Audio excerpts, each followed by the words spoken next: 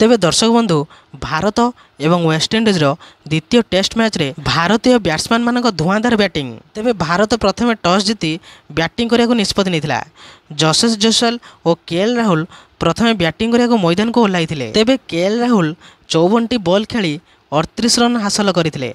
एथिरे 5टी चौका और गोटे छक्का मारिथिले। साई सुदर्शन तृतीय नंबर रे बैटिंग करने आसिथिले। 165 बॉल खेली साई सुदर्शन 27 रन स्कोर करथिले।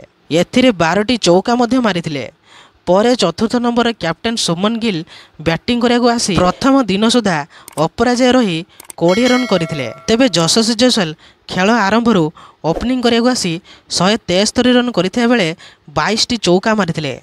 प्रथम दिन खेल शेष सुधा से तांको खेल प्रदर्शन जारी रखिथिले। तेबे आसंता काली तांको बैट रु 2 शतक देखा मिलियो बोली समस्ते आशा करुछंती। तेबे भारत और वेस्टइंडिज मध्य चलीथिबा टेस्ट मैच रु भारत प्रथम टी विजय हासिल करथिला। अन्यपटे भारत द्वितीय टेस्ट प्रथम दिन रे ही खेल रे दमदार पाली खेली भारतीय खिलाड़ी। अन्यपटे जसेस जयसवाल को बैट रो आसंता काली 2 शतक आसीपारे बोली कहुछि। तेबे भारत विकेट न गले यह वेस्टइंडिज खिलाड़ी पई चिंता बढ़ाइबो, कारण भारत पुणी एक लंबा रन स्कोर करिवो। आउ विपक्ष दल खिलाड़ी को एते रन करिया पई टक्कर दे बराबर खेलिया पड़िबो।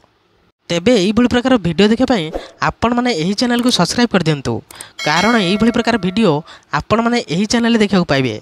तेबे रहिली जय श्री राम।